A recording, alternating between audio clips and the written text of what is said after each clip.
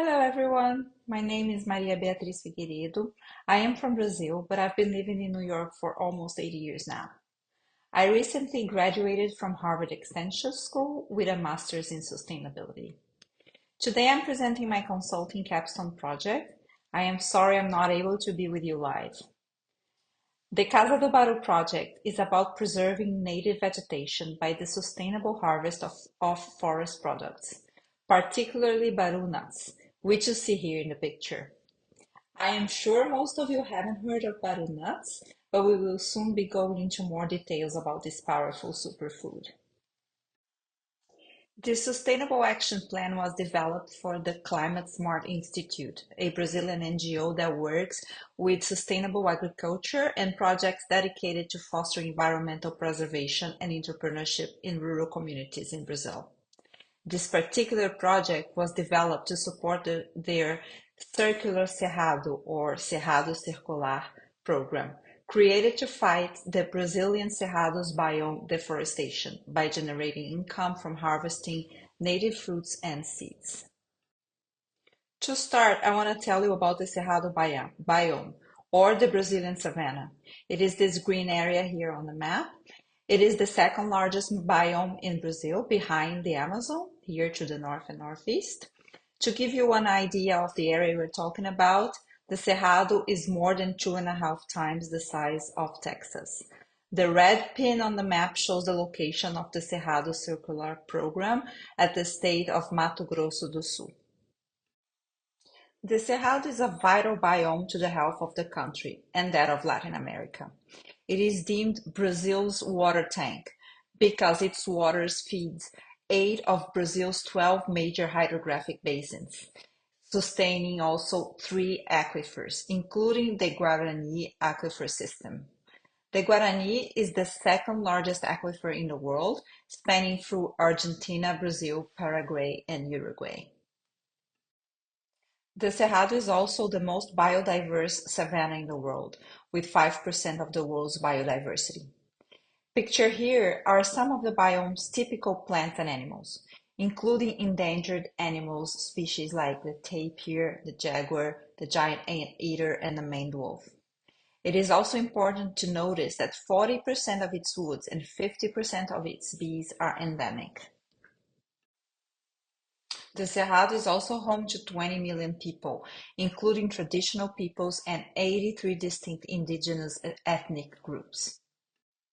However, the Cerrado is currently the most deforested biome in Brazil. In 2023, the Cerrado was responsible for 60% of all deforestation that happened in Brazil. Deforestation rates grew 70% from 2023 to 2024. The loss of native vegetation is due to an intense agricultural expansion.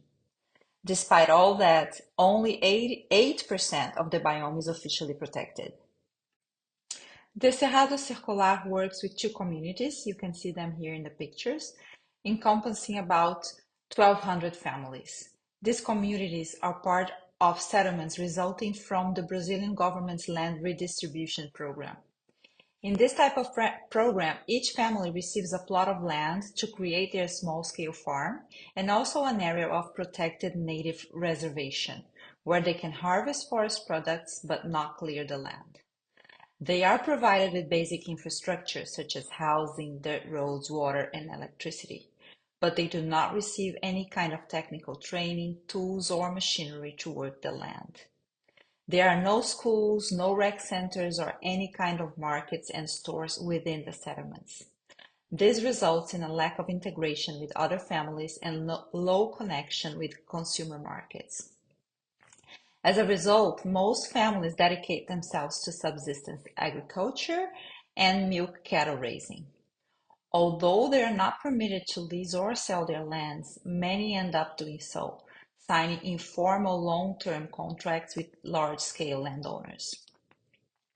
Moreover, geographically, these lands are located on a high-value agricultural corridor at the outskirts of the highway that connects Cuiabá, the capital of Mato Grosso do Sul, to São Paulo, the economic powerhouse of the country. As such, their lands are highly valuable and coveted by large-scale farmers and cattle ranchers. The objective of the Cerrado Circular is to generate income for the community, offering them an alternative to clear-cutting their plots to raise cows or plant crops, and also to provide income and work for the women in the community, since most of men already find employment in nearby larger families, and the women stay behind tending to their land. Many women already harvest native fruits and seeds to make products such as jams, breads, cookies, and they sell or trade them informally within their communities. However, they have no access to an industrial kitchen or to markets to scale the sales of their production. The Cerrado Circular goal is to set up an agro-industry, the Barú House, to process Barú nuts and develop the Barú value chain in Mato Grosso do Sul. This sustainable action plan was designed to analyze the required infrastructure to set up the agro-industry, develop the distribution strategy and the product mix, identify potential partners, and assess the financial viability of the operation. But why focus on Barú over other native fruits and seeds? Traditional peoples have consumed Barú fruit and nuts for generations for their nutritional properties and medicinal power. They believe eating Barú nuts has aphrodisiac powers, increasing vigor and fertility. For decades, Barú has been sold at local and regional markets, providing a source of supplementary income for the families who harvest them. Recently, the nuts, which are actually seeds, have gained international attention, achieving the status of superfood due to their high nutritional profile. Barú is considered the healthiest nut on the market, and you can see that on the table. The average Barú nut contains more protein and fiber than most nuts while being lower in calories. It has a high content of essential micronutrients like potassium, magnesium, zinc, and iron. It also has high antioxidant powers and vitamin E. Because of all that, the market for Barú is rapidly growing. Today, you can even find Barú nuts on the shelves of the Whole Foods markets in America.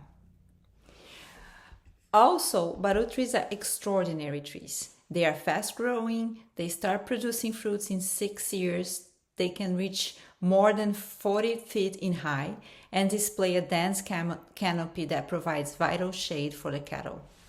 An adult tree can produce an average of 330 pounds of fruit in a season. Baruzeiros, as the trees are known, are nitrogen-fixing trees, which means that it contributes to soil improvement by converting atmospheric nitrogen into a plant-available form of nitrogen in the soil. Because of all these characteristics, baruzeiros have a great potential to be used for the recuperation of degraded areas. Roasted Barú nuts are the most valuable and commercialized product from the Barú fruit. However, Barú nuts correspond to only 5% of the total weight of the fruit. Although there are many potential uses for the pulp and the woody endocarp, none have been commercialized at scale yet. We started this SAP analyzing the key challenges of Barú production and commercialization and identified 4 main categories. On the supply side, Barú can only be collected from the floor during 3 or 4 months a year. Once the rainy season starts, the fruits rot on the floor.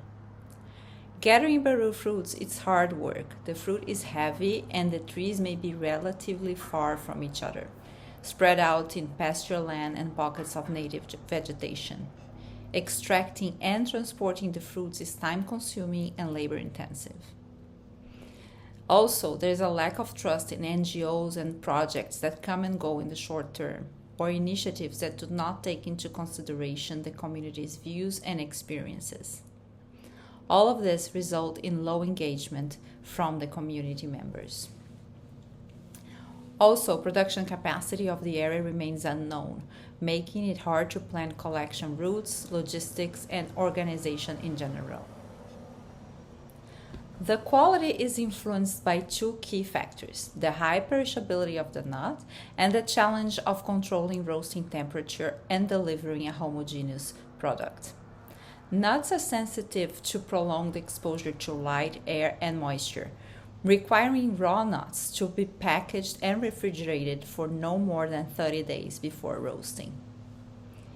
Inexperience in roasting can compromise the quality of the final product and consumer acceptance. Costs are not a big challenge. They are influenced by the logistics of transporting and storing a high volume of Barú nuts.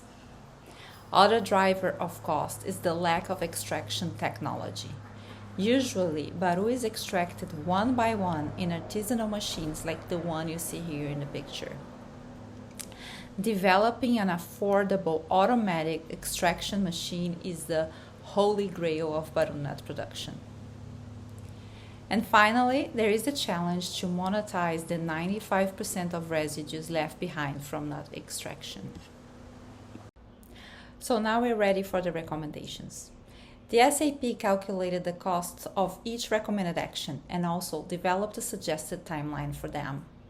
Unfortunately, we do not have time to go over the details, but this slide incorporates cost ranges of each block of recommendations. The first recommendation is to increase the supply of Barú to gain scale. Due to the high costs of operations, plant operations should not start until production capacity reaches 3 metric tons of nuts. To make harvesting Barú more attractive for community members, we must reduce uncertainty by guaranteeing the production purchase and price for the first 2 years. There is also a need to double the investment in training to increase collection efforts and output, and to map the location and production capacity of trees.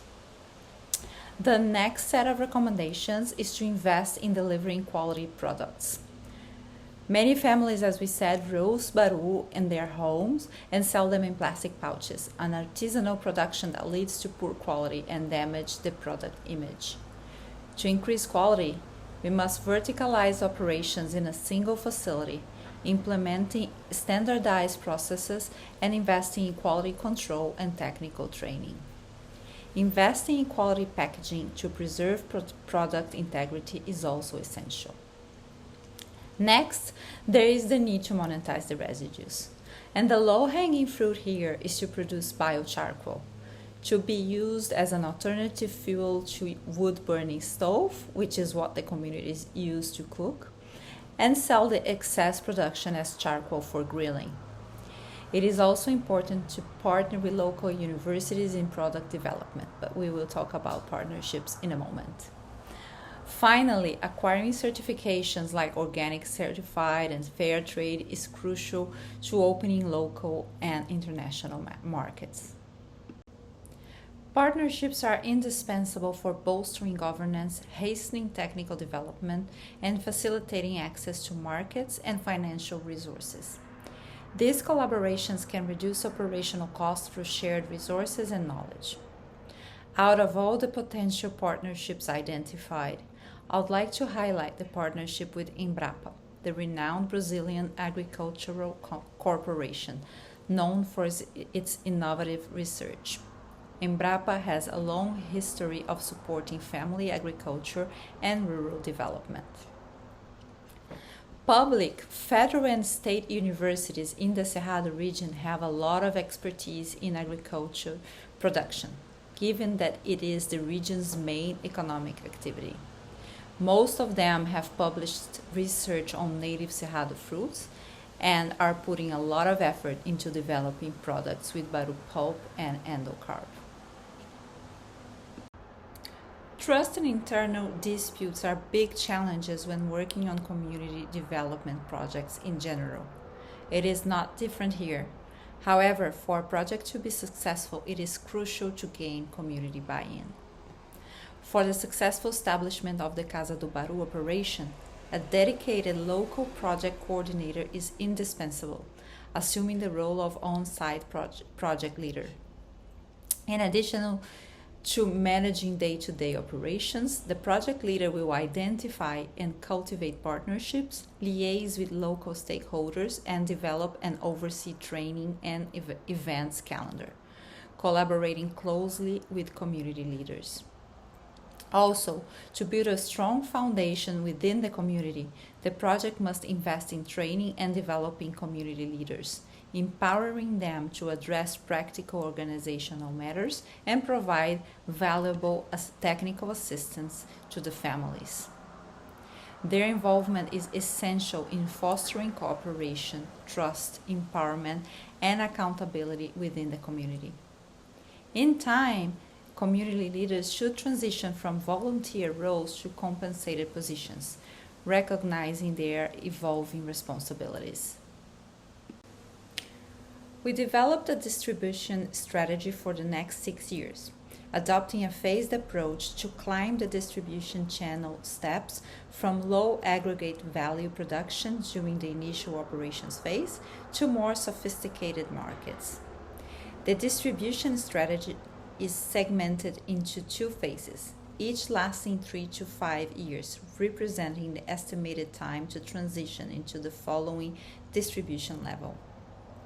The initial phase is focused on establishing the agro-industry. At this stage, Casa do Barú will sell at local fairs and markets and supply local businesses. They will also participate in the National School Meal Program to supply Barú enriched bread to local schools and distribute wholesale to secure early contracts for roasted nuts in bulk. The second stage is when production reaches 4 or more tons of nut production. Then it will target local and regional retailers, focusing on fitness, wellness, etc., offer online products on leading marketplaces, and participate in food fairs. It is also time to start developing exclusive premium brands and to hire a sales representative. At present, the vast majority of Barú products available in the market are natural flavored roasted nuts. There is a significant opportunity to develop a more varied product mix. So, we first recommend expanding beyond the natural flavored roasted nuts to include a variety of options such as roasted, salted, chocolate dipped, caramelized, etc. We also recommend to broaden the range of package sizes to offer convenient products tailored to diverse consumer needs. Second, we recommend developing Barú sub-products, including granola, cereal bar, and trail mix. And finally, aligning with the strategy of monetizing Barú residues, we suggest selling charcoal for grilling. The SAP estimates an initial investment for the processing plant to be $37,500, primarily allocated to buying equipment and building the plant infrastructure, including the charcoal ovens. A detailed financial analysis identified salaries, technical assistance, rent, training, and promotion as the main drivers of the high operational costs, resulting in losses during the 2024 to 2029 period. The break-even point is projected at a sales volume of 13,400 kilos of nuts. This should be attainable in an additional 2 to 3 years, conditional on a sustainable production growth. Casa do Barú is expected to be a long-term, cost-intensive project, but it has an enormous potential for generating income to the local communities, giving them an incentive to preserving native vegetation. In the long run, the agro-industry can be used to process other native fruits. We found that the success of this social environmental project hinges on 3 pillars: training and technical assistance, production, and commercialization, supported by robust partnerships and local leadership to engage and empower communities. Please feel free to email me with any questions or comments. I'll be happy to share more about the project with you. Thank you and have a wonderful day.